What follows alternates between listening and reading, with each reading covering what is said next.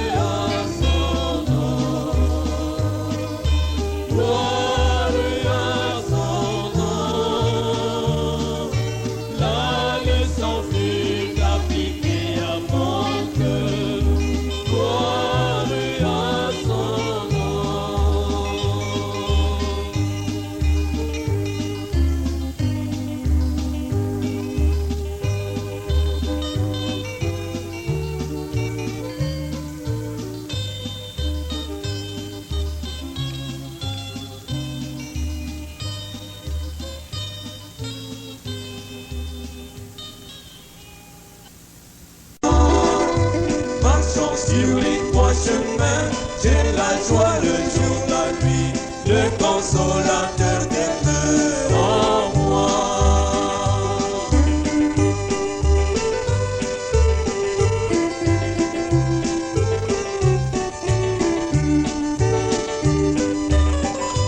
Je vivais dans le péché, n'ayant point de paix en moi, jusqu'au jour où je comprends Jésus mourut.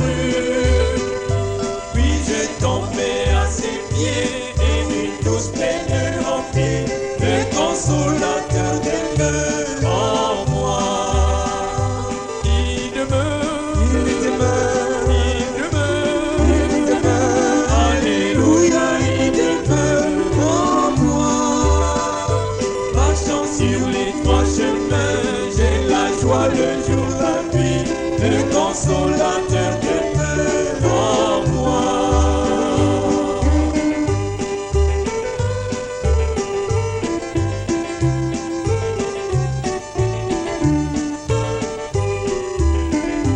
Il est avec moi partout et connaît tous mes soucis. Je suis heureux et libre comme un oiseau. Le Saint-Esprit me contrôle, Jésus satisfait mon âme, le consolateur demeure en moi. Il demeure, il demeure, il demeure, il demeure. Alléluia, il demeure en moi. Marchant sur les trois chemins, j'ai la joie le jour, la nuit, le consolateur demeure en moi.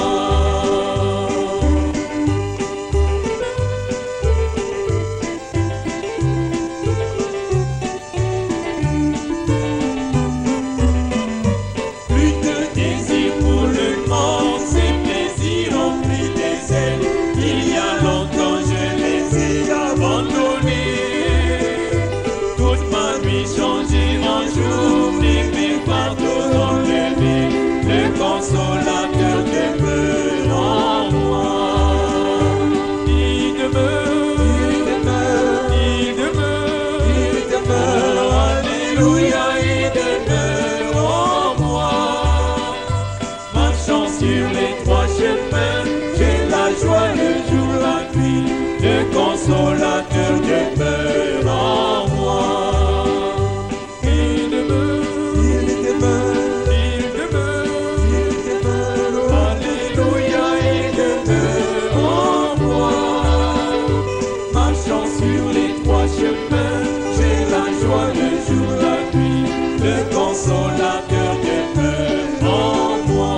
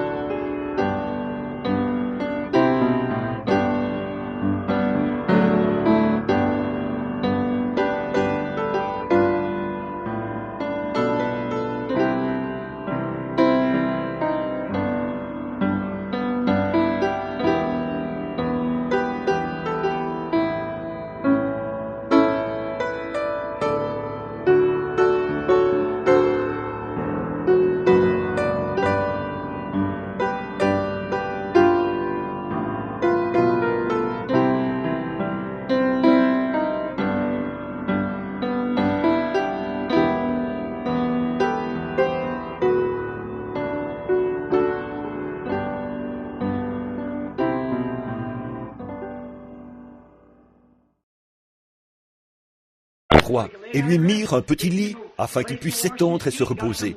Ils lui préparèrent un endroit où il puisse se laver les pieds, ils lui procuraient de l'eau et ce qu'il fallait, et un salersa à cet endroit. Et lorsque le prophète passa, naturellement, cela le réjouit dans son cœur de voir qu'on avait fait quelque chose pour lui. Il dit à Géasi, « Va, appelle-la, et demande-lui ce que je pourrais faire pour elle, si je pourrais parler au roi ou au capitaine en chef. » Elle dit, « J'habite parmi mon peuple, et je n'ai besoin de rien. » Mais Géasi dit, elle n'a point d'enfant, et son mari est avancé en âge, il est vieux, ils n'ont point d'enfant. Alors j'imagine, Élie est tendu là, sur ce petit lit qu'elle lui avait fait construire, et qu'il avait tant béni. Il s'était lavé les pieds et la barbe et tout. Il était étendu là, sans doute qu'il eut une vision du Seigneur, parce que c'était toujours ainsi. Alors il dit, va, appelle-la, et dis-lui de se présenter ici devant moi. Oh là là, va, appelle-la, parce qu'elle a respecté Dieu.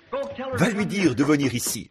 Lorsqu'elle se tint dans l'embrasure de la porte, il dit, « Ainsi dit le Seigneur, à peu près à cette même époque, l'an prochain, tu donneras naissance à un bébé. » Et à peu près à cette époque, l'année suivante, elle eut l'enfant. Alors Satan, lorsqu'il eut environ 12 ans, un jour où son père l'avait emmené dans les champs, Satan dit, « Je vais me débarrasser de cet enfant. » Et lui donna une insolation. Et il mourut dans les bras de sa mère. Est-ce que cela la découragea? Non, monsieur. Elle dit, « Selle un mulet, va en avant, ne t'arrête pas, va au mont Carmel, à la montagne, parce qu'il est passé par ici l'autre jour. » Oh là là, voilà, ça c'est du respect, ça c'est du respect. Et son mari lui dit, « Tu vas vers l'homme de Dieu ?» Il ajouta, « Ce n'est ni la nouvelle lune, ni le sabbat. Il ne sera pas là-haut dans son... » Elle dit, « Tout ira bien, selle simplement le mulet et laisse-moi aller. » Et alors, ils partirent. Et ils arrivèrent à la montagne. Et lorsque le vieil Élie regarda de sa caverne, il sortit de là et regarda. Il dit, « On dirait que c'est cette Sunamite qui vient. » Il dit, « Elle doit être affligée. » Il dit, « Va à sa rencontre. » Et il dit, « Elle est affligée en son cœur. » Et Dieu ne m'a rien dit du tout à ce sujet. Voyez, Dieu n'est pas obligé de tout vous dire. Il ne dit même pas tout à ses prophètes. Il fait simplement ce qu'il veut. Il est Dieu. Tenez, maintenant, Élie a dit, « Ô Dieu, que serait-il arrivé si Élie avait dit, « Pourquoi ne m'as-tu pas dit la raison de sa venue? Pourquoi ne m'as-tu pas tout dit à propos de cela ?» Il n'aurait jamais rien vu. Mais quelle que fût la chose, c'était en règle pour Élie. Et que serait-il arrivé si elle était venue et avait dit, « Tu as dit que tu étais un serviteur de Dieu? Espèce d'hypocrite. Je crois que tu n'es rien d'autre qu'un exalté. » La chose ne serait jamais arrivée. Voyez-vous, Dieu nous éprouve parfois, afin de voir ce que nous ferons. Alors, au lieu de cela, elle se précipita à ses pieds et elle adora, comme elle le faisait pour Dieu. Puis elle lui révéla ce qu'il y avait. Et il dit, « Prends mon bâton et va le poser sur l'enfant. » Et quand il le fit, la femme dit, « Comme le Seigneur Dieu est vivant, et que ton âme ne mourra jamais. » Oh là là, ô serviteur de Dieu, je ne te quitterai pas. Je resterai ici jusqu'à ce que Dieu te donne une vision. Le vieil Élie demeura là encore un peu de temps. Il saignit ses reins, prit son bâton et il partit. Il entra dans la chambre où le bébé était étendu, un bébé mort. Il fit quelquefois les 100 pas dans la pièce comme cela, à cause d'une femme révérencieuse, une femme qui le respecta, un homme qui le respecta et qui croyait qu'il était un homme de Dieu. Il marcha sur le plancher de long en large, dans tous les sens, jusqu'à ce que Dieu réponde. Amen. Puis il se coucha sur le bébé, et celui-ci éternua 7 fois. Puis il le prit et le donna à sa mère. Il sortit et retourna à sa caverne, parce qu'elle respecta l'homme de Dieu. Amen. Dieu exige le respect. Et Marthe, elle pensait toujours à préparer un bon dîner à Jésus. Marie, voulant entendre la parole de Dieu, s'asseyait simplement près de lui et écoutait. Elle ne se souciait guère que les thés d'oreiller soient changés, ou que les rideaux soient époussetés, ou qu'ils aient à manger ou pas. Elle voulait simplement entendre ce que Jésus allait dire. Mais Marthe voulait toujours lui préparer un bon dîner et s'assurer que son fauteuil soit bien confortable et placé correctement et que tout soit bien nettoyé. Elle voulait qu'il fasse quelque chose pour Jésus à sa manière à elle. Et c'était pareil pour Marie. Mais un jour, lorsque Lazare, bien des gens disent du mal de Marthe, disant qu'elle aurait dû être plus intéressée. Oh non, un instant. Voyez-vous, le temps venait où Marthe montrerait ses couleurs. Et puis, lorsque Lazare, son frère, mourut, elle l'envoya chercher, afin qu'il prie pour lui. Il ne vint pas, il ignora l'appel, il alla ailleurs. Elle l'envoya chercher de nouveau, il continua à ignorer l'appel. Mais lorsque finalement il vint, il semble maintenant qu'elle aurait pu sortir à sa rencontre et dire « Pourquoi n'es-tu pas venu ? Pourquoi n'es-tu pas venu quand je t'ai appelé? Mon frère était étendu là, malade. Nous avons abandonné notre église, nous avons abandonné notre organisation, nous avons tout fait pour suivre ton message, parce que nous avons cru que tu étais un homme de Dieu. Mais comment un homme de Dieu pourrait-il? Et nous deux étions orphelins, Nous trois étant des enfants orphelins, 3 orphelins, notre gagne-pain était de fabriquer les tapisseries pour le temple. Nous étions des membres là. Notre mère et notre père étaient des membres là. Mais parce que tu nous as joué un tour en nous faisant croire cet enseignement, disant que tu es un fils de Dieu et un prophète envoyé de Dieu et toutes ces choses, comment pouvons-nous te croire? Toi, un homme qui n'a même pas voulu m'écouter lorsque je t'ai fait appeler, quand j'étais dans le besoin et que j'avais besoin de toi, tu as ignoré mon message et continué ton chemin. Et je t'ai envoyé chercher de nouveau, mais tu as continué à l'ignorer. Pourquoi as-tu agi ainsi? S'il avait fait cela, le récit aurait été différent ce soir. Que fit-elle? Elle courut directement jusqu'à l'endroit où il se trouvait. Elle tomba à ses pieds et dit, « Seigneur, si tu avais été là, mon frère ne serait pas mort. » Oh, vous y êtes. Que faisait-elle? Elle témoignait du respect. Elle se trouvait dans la présence de Dieu et elle le respectait. Elle l'appela son Seigneur. Seigneur, si tu avais été là, non pas, je t'ai envoyé chercher. Cela était tout oublié. Maintenant, tu es ici. Voyez-vous, si tu avais été là, mon frère ne serait pas mort. Il dit, ton frère ressuscitera. Oh, dit-elle, oui Seigneur, je sais qu'il ressuscitera au dernier jour. Et il dit, il dit, mais je suis la résurrection et la vie. Celui qui croit en moi vivra, quand même il serait mort. Quiconque vit et croit en moi ne mourra jamais. Je crois, Seigneur, que tu es le Fils de Dieu qui devait venir dans le monde. Et même maintenant, Seigneur, oh, même maintenant. Non pas, Seigneur, tu aurais dû faire ceci, ou tu aurais dû faire cela. Mais même maintenant, tout ce que tu demanderas à Dieu, Dieu te l'accordera. C'est ça. Que se passerait-il si ce soir, nous pouvions dire cela à quelqu'un? Oh, mon frère, je crois que ce que tu demandes à Dieu, Dieu te l'accorde. Il y aurait les mêmes résultats. Mais peu importe combien il était, qu'il fût, et nous savons qu'il était le Fils de Dieu, si elle n'avait pas respecté cela, cela n'aurait jamais marché. Cela venait de son cœur. Elle dit, même maintenant, Seigneur, tout ce que tu demandes à Dieu, Dieu te l'accordera. C'est cela, c'est cela. De tout son cœur, elle le crut. S'il était allé à la chasse ou à la pêche, cela n'aurait rien changé pour elle. Non, si Élie était allé chasser, ou s'il avait été quelque part, cela n'aurait rien changé pour cette femme sunamite. Elle croyait toujours qu'il était un homme de Dieu. Certainement, peu importe ce qu'il faisait, pour elle, il était toujours l'homme de Dieu, parce qu'elle avait vu Dieu agir dans sa vie. Quant à Marthe, peu importe ce qui pouvait arriver, elle avait vu ce que Dieu avait fait pour lui. Elle dit, même maintenant, Seigneur, quoi que tu demandes à Dieu, Dieu te le donnera. Ah, c'est cela. Il dit, ton frère ressuscitera. Puis il dit, où l'avez-vous enseveli? Ils se rendirent au tombeau, et il appela Lazare hors de la tombe, bien qu'il fût mort depuis 4 jours. Pourquoi? Parce que la sœur de Lazare respecta ce qu'il était. Si vous ne pouvez pas respecter l'homme, respectez la fonction qu'il remplit pour Dieu. C'est parfaitement juste, voyez-vous, respectez-le. Si un prédicateur vient, votre pasteur, respectez-le toujours. J'ai entendu des congrégations parler de leur pasteur. Comment? Parlant de lui en le dénigrant et en le ridiculisant. Comment ce pasteur pourra-t-il faire quelque chose pour vous? Il ne le peut pas. Je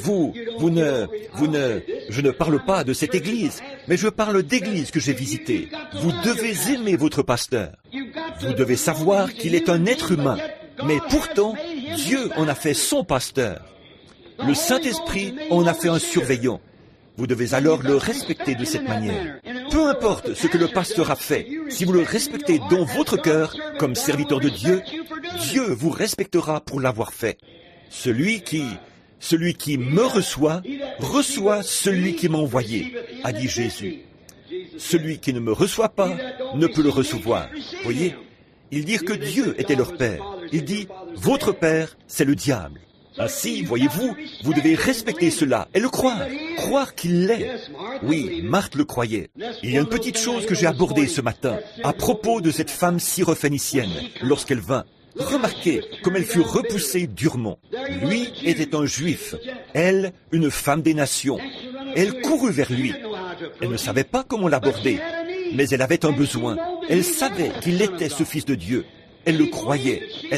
Si Dieu répondait à ses prières pour les autres, il ferait de même pour elle. Elle savait que ce qu'il disait était la parole de Dieu. Et si c'était la parole de Dieu pour les Juifs, c'était aussi la parole de Dieu pour les gentils, quoi qu'ils disent. Alors, Jésus l'éprouva. Elle dit, « Seigneur, aie pitié !»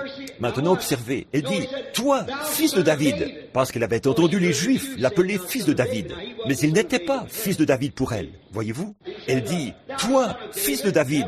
C'est ainsi qu'un Juif l'aurait abordé, parce qu'elle avait entendu les autres. Elle essaya de s'approcher de la même façon qu'eux, parce qu'elle essayait de trouver le respect. Elle essayait de montrer son respect. Elle ne faisait pas semblant. Jésus l'aurait su si tel avait été le cas. Non, il l'aurait su. Donc, lorsqu'elle arriva vers lui, elle dit, « Toi, fils de David, aie pitié de ma fille, car elle est cruellement tourmentée par un démon. » Il se tourna, la regarda et dit, « Il n'est pas convenable pour moi de prendre le pain des enfants et de le jeter aux chiens. » Ça alors, c'en était une, non? Oui, vraiment. Il ne la repoussa pas seulement de sa requête, mais l'appela un chien, exactement. Et l'expression chien est l'une des plus viles mentionnées dans la Bible, vous savez. Il dit donc, il n'est pas convenable pour moi de prendre le pain des enfants et de le jeter aux chiens. Elle répondit, c'est vrai Seigneur, Seigneur. Alors, elle l'obtint. Il n'était pas un fils de David pour elle, mais il était le Seigneur. Elle dit, c'est vrai Seigneur, c'est juste, mais les enfants mangent les restes sous la... Ou plutôt, je veux dire, les chiens mangent les restes sous la table de leur maître. Cela eut de l'effet. C'était cela, c'était le respect. Jésus se tourna vers elle et dit, ta foi est grande, maintenant rentre chez toi, et tu trouveras ta fille comme tu l'as cru. C'est cela. Pourquoi? C'était son approche. Que serait-il arrivé si elle s'était retournée en disant, s'il s'était retourné et avait dit, il n'est pas convenable de prendre, en d'autres termes, ce n'est pas correct. Disons qu'une catholique s'approche et dise, oh frère Branham, je sais que Dieu entend vos prières pour ces gens ici. Voulez-vous prier pour moi? Et je dirais, ce n'est pas juste pour moi de prendre le temps de ces enfants ici. Je suis ici pour prier pour ces pentecôtistes, et non pour vous, catholiques. Voyez-vous, qu'aurait-elle pu dire? Oh, j'imagine qu'elle serait sortie d'ici en tapant du pied. Voyez-vous?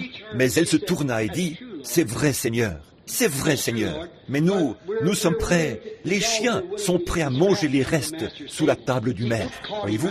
Cela retint immédiatement son attention. Il se retourna et dit, ta foi est grande. Ensuite, nous trouvons un autre cas. Voyez-vous, c'était son approche, son respect. Elle respectait Dieu en le respectant lui. Puis nous voyons qu'une fois, il y avait un Romain. C'était un homme important et il aimait les Juifs. Et son serviteur était malade. Lui-même ne se sentait pas digne d'aller au-devant de Jésus.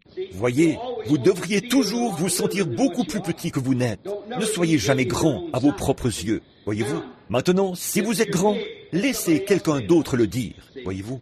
Mais à présent, lorsque vous, cette femme, ou plutôt cet homme, il a dit, il était centurion romain, et il avait un serviteur qui était malade. Il l'envoya donc chercher pour que son serviteur guérisse. Et Jésus dit, je viendrai le guérir. Tandis qu'il était en route, le Romain le vit arriver.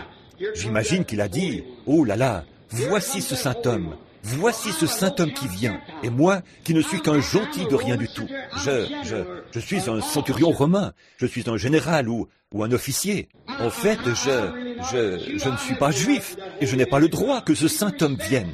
Voyez-vous ce respect? Voyez-vous? Je n'ai pas le droit que ce saint serviteur de Dieu entre dans ma maison.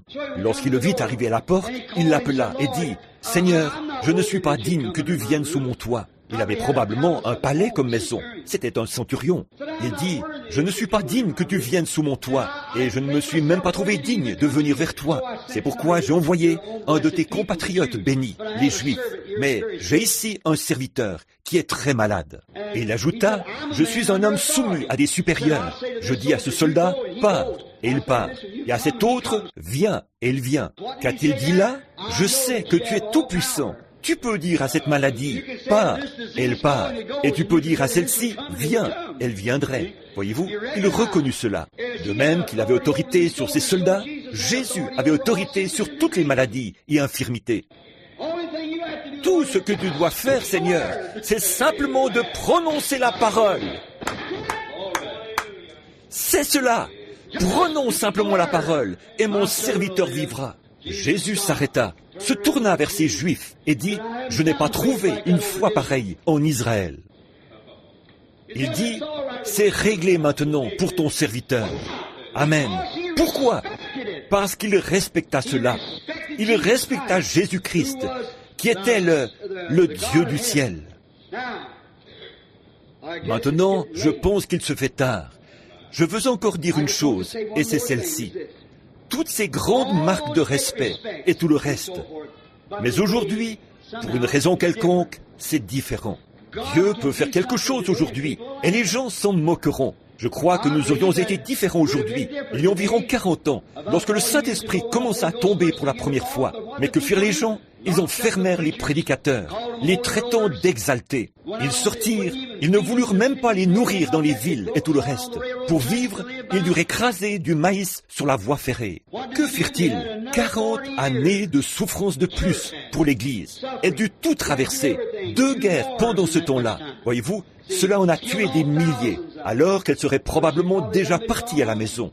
Maintenant, que serait-il arrivé lorsque Dieu commença à répandre le Saint-Esprit sur l'Église dans les derniers jours? Que serait-il arrivé il y a 25 ans, lorsqu'il commença à envoyer ses signes, ses prodiges et ses miracles? Que serait-il arrivé si les gens s'étaient tous ralliés? Mais que firent-ils? Ils dirent, tout ça porte malheur, c'est de l'hypnotisme, il fait de la télépathie, il est ceci, cela ou telle autre chose. Que serait-il arrivé si toutes les nations s'étaient unies et avaient dit, que le nom du Seigneur soit béni? Que serait-il arrivé si les méthodistes, les baptistes, les presbytériens et tous les autres s'étaient pris par la main et avaient dit « Merci au Dieu, c'est ce que nous attendions, le Saint-Esprit est en train d'être déversé. Voici des hommes qui ont des visions, voici des prophètes sont parmi nous, voici, tous ces grands dons sont manifestés. Il y a des hommes qui parlent en langue, d'autres qui pratiquent la guérison divine. Toutes ces choses ont été déversées sur nous. Grâce soit rendue à Dieu. C'est venu à travers un petit groupe de gens humbles, appelés pentecôtistes. Retournons tous à la Bible. Retournons-y, frères. Démolissons nos organisations et soyons tous des frères unis. Si les grandes églises s'étaient réunies tout à fait, que serait-il arrivé? Frères, il n'y aurait plus besoin d'hôpitaux dans le pays aujourd'hui. C'est vrai, non. Il y aurait eu de tels grands dons puissants et de tels prodiges parmi les gens. Il y aurait eu un tel respect que l'Église serait peut-être déjà partie à la maison et que le millénium aurait commencé. Mais non, ils manquèrent de respect envers cela. Ils les appelèrent des exaltés. Les journaux publièrent toutes sortes de choses sales et calomnieuses en utilisant un langage grossier et populaire. Les églises en firent des gorges chaudes et se moquèrent de cela et les ridiculisèrent, les repoussèrent, essayèrent de les retenir en dehors des villes et tout le reste, avec un manque de respect total. Je pourrais en dire beaucoup plus à ce sujet, mais il se fait tard. Laissez-moi, s'il vous plaît, en venir au Branham Tabernacle. Eh bien, Dieu a commencé à déverser des dons sur nous. Nous le voyons. Maintenant, quel est le don de Dieu aujourd'hui? C'est le Saint-Esprit. C'est le Saint-Esprit qui est en nous. Nous devons respecter cela. Nous devons le respecter chaque fois qu'il vient sur une personne. Nous devons donner pour les dons divins de Dieu. Lorsqu'il envoie ces dons, peu importe combien réels ils sont, ils ne nous aideront jamais avant que nous en arrivions au point où nous pouvons les respecter. Quelqu'un peut donner une prophétie. Si vous ne croyez pas en cette prophétie, elle ne vous fera jamais aucun bien. Vous devez avoir de la révérence. Vous devez la respecter. Vous devez croire qu'elle vient de Dieu. Croyez-la jusqu'à ce qu'il ait été prouvé qu'elle est fausse. Lorsqu'il est prouvé qu'elle est fausse, vous avez le droit de ne pas la croire. Alors, ne vous associez plus à elle. Mais aussi longtemps qu'il est prouvé qu'elle est vraie, alors croyez-la. Comme l'a dit le vieux Samuel, le jour où ils ont réclamé un roi. J'aimerais vous demander une chose. Vous ai-je une fois soutiré de l'argent? Vous ai-je une fois demandé quelque chose pour vivre? Ou vous ai-je une fois dit quelque chose au nom du Seigneur qui ne soit pas arrivé? Il a dit, vous n'avez pas besoin de roi, et votre roi ne vous fera aucun bien. Il leur a dit cela. Il leur posa la question. Vous ai-je une fois dit quelque chose, comme étant ainsi dit le Seigneur, qui ne soit pas arrivé? Eh bien, les gens manquèrent de respect envers Samuel. Oh, nous savons, Samuel, c'est vrai, nous ne prétendons pas que tu nous aies dit autre chose que la vérité, mais néanmoins, nous voulons le faire de cette façon. Voyez-vous, vous ne devez pas faire cela. Vous devez le faire à la manière de Dieu. Lorsque nous recevons le Saint-Esprit, ce n'est pas en serrant la main du pasteur. Recevoir le Saint-Esprit, c'est recevoir Christ en vous, parce qu'il est le messager de Dieu de ce jour. Le Saint-Esprit est le messager de Dieu, et nous devons le respecter. Lorsqu'il vient, ne dites pas Regardez cette femme qui crie et qui pleure. Les larmes lui coulent sur les joues. Regardez cet homme qui secoue ses mains, qui tremble et qui pleure. Savez-vous ce que c'est? Ce n'est qu'un tas d'émotions fabriquées. Vous blasphémez contre le Saint-Esprit. Vous devez respecter cela. Souvenez-vous, il y a un certain temps, j'étais dans l'Oregon, il y a environ 12 ans, et 2 jeunes filles reporters catholiques sont venues. Pas parce qu'elles étaient catholiques, cela n'a rien à voir, parce que j'ai autant de protestants, même plus de protestants que de catholiques, qui se sont moqués de moi. Et ainsi, ces jeunes filles vinrent pour faire un reportage, et aussitôt qu'elles entrèrent, je discernais l'esprit, aussitôt qu'elles entrèrent, et je dis... Bien, quelle critique avez-vous maintenant dans votre manche? Et cette jeune fille sortit une cigarette et commença, et je dis, n'allumez pas cela pendant que vous êtes dans mon logement. Laissez ça tranquille. Elle est restée assise un petit moment, puis elle me regarda comme pour me transpercer comme cela. Elle se mit à parler et dit, j'aimerais vous poser quelques questions. Je lui répondis, allez-y. Elle dit, comment se fait-il que vous soyez rattaché à cette bande d'exaltés par ici? Êtes-vous l'un d'entre eux? Je dis, je suis l'un d'entre eux. Et elle dit, voulez-vous dire par là qu'il y a quelque chose de pieux dans tout cela? Je lui dis, vous, en tant que catholique, vous ne croiriez pas cela. Elle dit, comment savez-vous que je suis catholique? Je lui dis, je sais que vous êtes catholique. Je peux vous dire votre nom, voyez-vous, et qui vous êtes. Cela la désarçonna. Elle dit, vous voulez me faire croire que ces gens, comme ils le prétendent, vivront ici sur la terre et iront au ciel?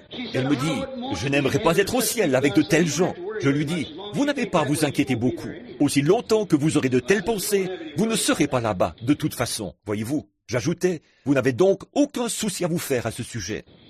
Je me tenais là et la regardais droit dans les yeux. 2 frères étaient assis là. Je dis, je ne suis pas irascible. Je veux simplement vous faire savoir où vous en êtes. Voyez-vous? Et je dis, vous allez écrire, vous vouliez venir ici afin de découvrir certaines choses, et vous vous garderez bien d'écrire ce que je vous ai dit. Vous en ferez votre propre histoire. Allez-y et faites-le. Mais je veux vous dire une chose. Écrivez le scandale que vous voulez. Mais avant que vous mouriez, ma voix retentira de nouveau dans vos oreilles. Si cela n'arrive pas, alors vous saurez que je suis un faux prophète. Je dis, maintenant, écrivez ce que vous voulez, c'est votre affaire. Je vous donne la liberté d'écrire ce que vous voulez. Mais avant de mourir, vous entendrez ma voix crier à vos oreilles. Cela ne vous fera aucun bien. Maintenant, allez-y, écrivez ce que vous voulez. Elle resta tranquille un petit moment et dit, « Mais que pensez-vous donc de ce tas d'idiots qui criaient et agissaient sans aucune retenue hier soir ?» Je lui répondis, « Ce sont tous des chrétiens. » « Des chrétiens ?» Je dis, « Bien sûr, ce sont des chrétiens. Ce sont des chrétiens remplis du Saint-Esprit. » Elle dit, « Cela n'est pas le Saint-Esprit. » Je dis, « Qu'appelleriez-vous le Saint-Esprit » pour voir ce qu'elle avait à dire à ce sujet. Je lui dis, « J'aimerais vous dire quelque chose. » Elle dit, « Eh bien, je ne voudrais pas m'associer à de tels gens. » Je dis, « Je ne pense pas qu'il y ait beaucoup de danger que vous vous associez un jour à eux comme cela. » Je dis, « Car si vous vous associez une fois à Dieu, ou si vous vous associez à n'importe quel saint, vous vous associerez ainsi. » Elle dit, « Les saints de la Bible ?» Je dis, « Oui, votre Vierge Marie bénie, comme vous l'appelez, et qui est votre déesse. Avant que Dieu la laisse entrer au ciel, elle dut aller là-bas le jour de la Pentecôte, recevoir le Saint-Esprit et tituber sous la puissance de Dieu comme une femme ivre. » Elle dit, « C'est un mensonge. » Je dis, « Restez tranquille une minute. » J'ouvris la Bible et dis, « Regardez ici. » Je trouvais l'endroit et dis, « Voilà, c'est ici même dans le livre. » Elle tourna la tête. Je dis, « Oui, vous n'avez même pas l'audace de lire la parole de Dieu. » Voyez-vous? Je dis, « C'est sûr. » Voyez-vous? Irrespectueuse. Je dis, maintenant, vous pouvez prendre votre paquet de cigarettes sur la table et partir quand vous serez prête. Mais je veux que vous sachiez une chose. Écrivez ce que vous voulez, mais souvenez-vous des dernières paroles que je prononce. Au nom du Seigneur, vous vous souviendrez de cela avant de mourir. Elle n'écrivit jamais rien. C'est vrai, elle laissa tomber. Qu'est-ce? Le manque de respect. Essayant de se moquer. Faisant quelque chose. Ils ne savent pas ce qu'ils font. C'est vrai. Mais ici, au tabernacle, nous voulons que vous sachiez toutes ces choses. Lorsque Dieu commence à déverser le Saint-Esprit sur les gens, quelquefois, je sais, j'ai vu des gens devenir charnels lorsqu'ils étaient sous l'onction de l'Esprit. Je les ai vus aller dans les extrêmes avec certaines choses. Mais ne dites rien à ce sujet. Respectez cela. Inclinez vos têtes. Vous pouvez ne pas le comprendre, et moi non plus, mais je veux le respecter de toute façon. Maintenant, nous devons avoir du respect pour Dieu. Et lorsque Dieu déverse le Saint-Esprit, je remercie simplement, je dis, merci Père Céleste, tu es en train de faire quelque chose pour cette pauvre âme précieuse qui désire venir dans ta demeure, comme moi aussi un jour. Et je vois des hommes, comme ici, une fois, un frère qui est dans le ministère a dit que j'avais parlé à son sujet. Et nous avons pris toutes les bandes et les lui avons envoyées. C'était frère A.A. Allen. Il a dit que je m'étais moqué de ce qu'il parlait de sang qui sortait de votre main et qu'il appelait cela le signe initial du Saint-Esprit. Je crois que c'était du sang et de l'huile qui sortaient de ses mains et de son front, de différentes choses. Il disait que je m'étais moqué de cela et que je lui avais dit que c'était du diable. Je lui ai écrit une lettre en ces termes. Frère Allen, il a écrit quelque chose et vous l'avez lu. Cher frère Branham, voyez-vous. Et alors, il a envoyé des tracts partout dans le pays. Plutôt que de venir me voir à ce sujet, il a fait cela. Mais voici ce que j'ai dit. J'ai dit, je vais prendre et vous envoyer mes bandes des 6 soirées à Phoenix pour vous montrer. Et je lui ai envoyé les bandes que Léo et les autres avaient enregistrées. Je lui ai dit, votre nom n'a été mentionné qu'une fois. Les gens ont déposé un mot sur la chair, disant, frère Branham, frère Allen s'est trouvé dernièrement en ville et nous a dit que le signe initial du Saint-Esprit était de saigner dans les mains et au visage et d'avoir de l'huile sointant de vos mains. Que c'était le signe initial.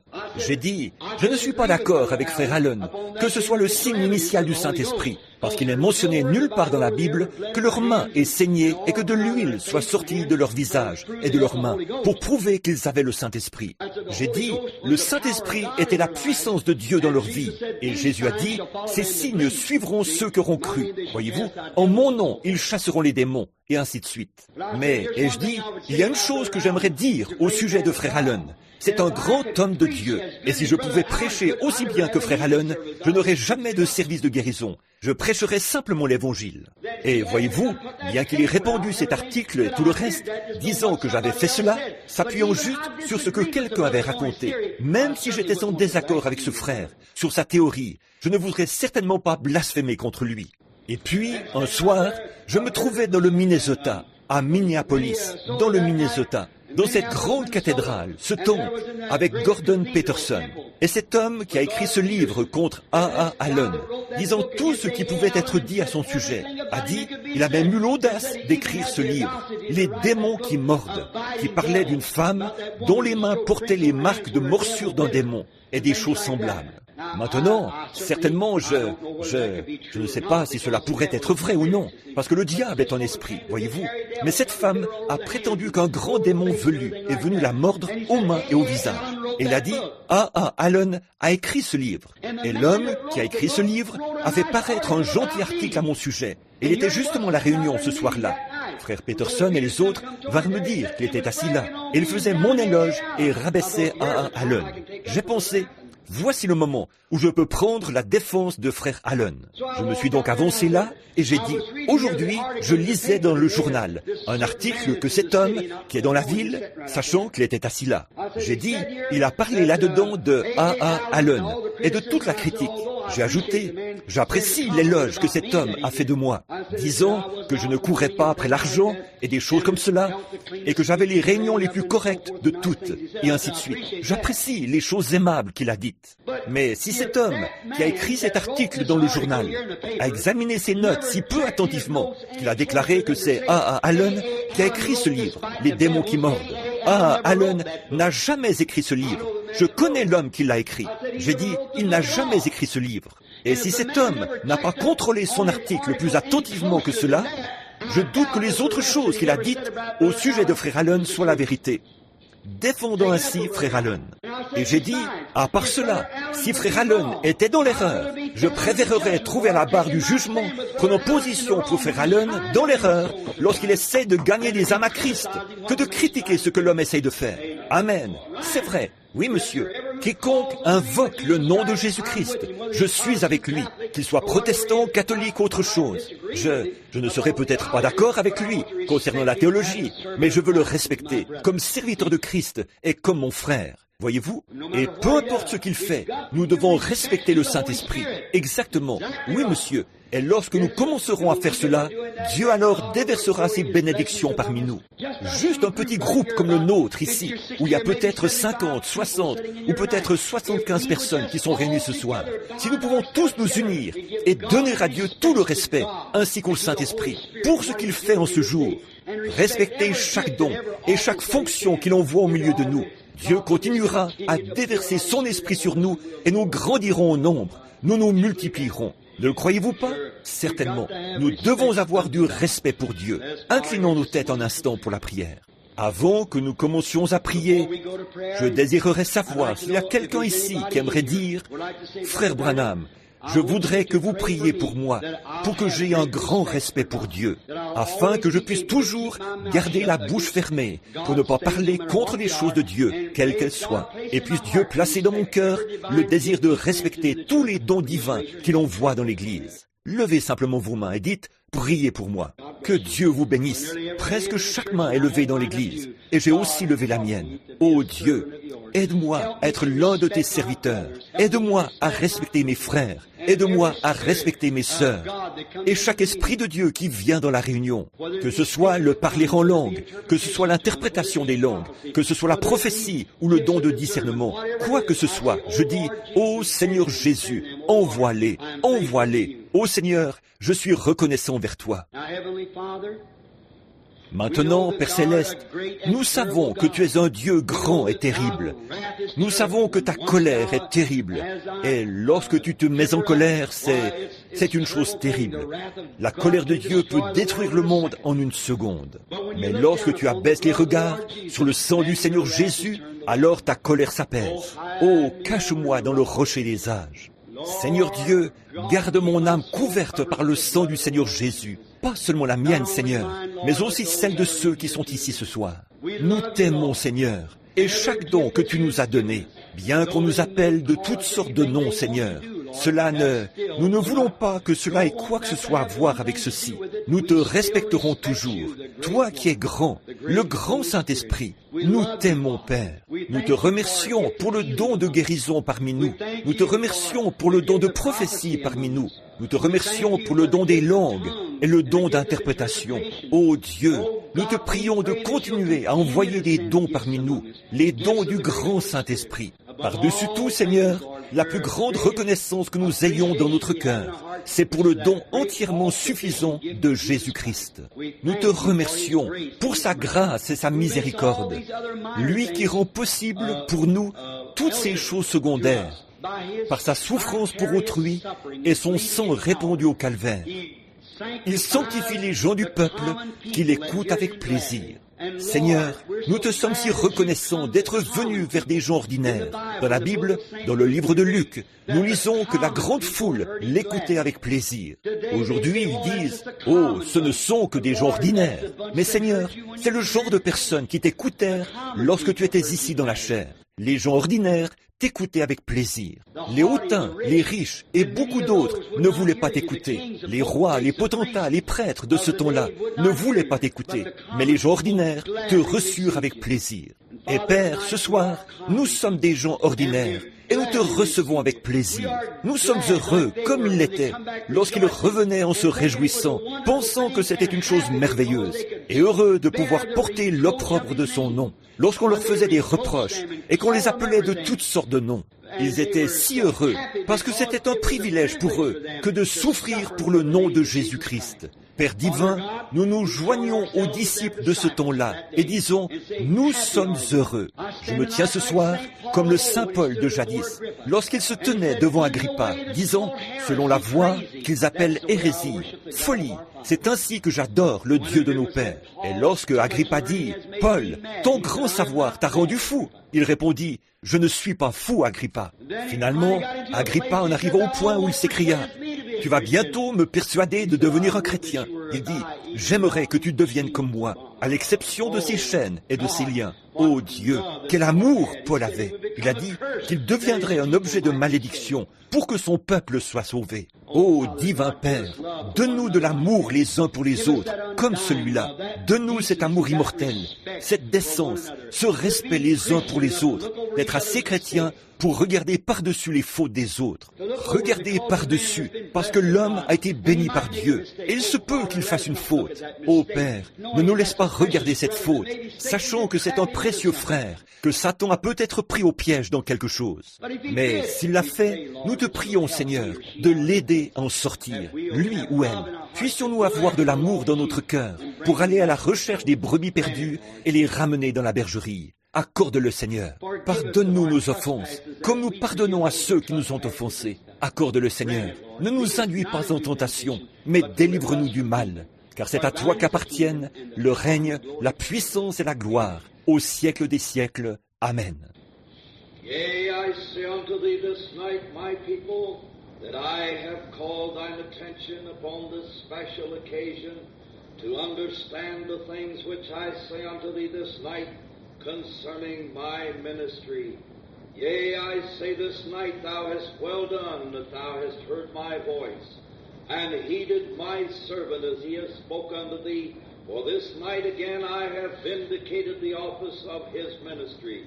Yea, even my servant and my prophet, that I have brought into thy presence, lo, these 2 times this day. I say, let thine heart this night melt within thee, because I am revealing in this night's service unto this day, I am again revealing unto thee the office of my prophet in this day. Yea, I say, hear him in these things which he has brought to thee this night. For lo, I will reward thee with many things that shall come into thy house. And yea, I will care for thee as a tender father careth for his children. And lo, my servant this night, yea, I have again lifted thee up in the eyes of these people who have looked unto thee. And I say, my servant, yea, I have been with thee, and yea, I will continue to be with thee. And upon thee am I bestowing the things that follow the office of thy prophet. Yea, I say that I shall bless thee in many things and in many places. I say tonight, I confirm in this time again in the hearts of the people that, yea, this is the time that we should settle these issues, that thou shouldst see my people open thine eyes and receive it this night. For I say that I am amongst thee to bless thee exceedingly, though I thin the ranks daily, because some have not believed. Hear me this night, and turn thy heart toward me and toward the office of my prophet. Thus saith the Lord. Hallelujah. Hallelujah. Thank you, Lord. Merci, Seigneur. Merci, Père. Praise thee, O Nous Lord. te louons, toi le Saint. Combien tu es glorieux, Père. Combien nous te remercions, Seigneur. Combien c'est réconfortant de sentir la présence du Saint-Esprit et de l'entendre nous parler par des lèvres humaines, confirmant qu'il reste toujours Dieu et qu'il est au milieu de nous. Nous te remercions pour ceci, Père. Reste avec nous, Seigneur. Sois patient avec nous, afin que nous puissions être ton peuple. Par Jésus-Christ, nous te le demandons. Amen. N'est-ce pas merveilleux d'être un chrétien? N'est-ce pas merveilleux de connaître Dieu et de connaître sa présence? Et de penser qu'aujourd'hui, il a fait ceci même une deuxième fois. Aujourd'hui, il a parlé à cette sœur dans cette lumière qui lui est apparue. Il leur a parlé parce qu'elles avaient cru le message. Il est glorieux, n'est-ce pas? Ne l'aimez-vous pas? Combien l'aiment de tout leur cœur, de toute leur âme. Il est merveilleux. Maintenant, levons-nous alors que nous chantons ce bon vieux cantique. Je l'aime. Je l'aime.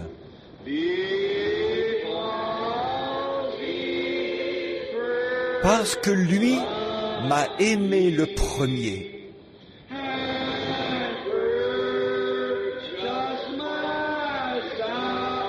Et a acquis mon salut sur le bois du calvaire. Oh, n'est-il pas merveilleux? Merveilleux. Maintenant, rappelez-vous le service de mercredi soir.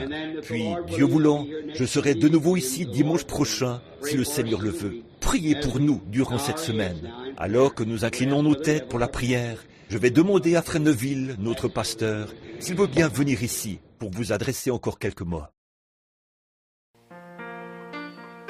Enflammé, Seigneur Jésus, enflammé, Seigneur Jésus, enflammé,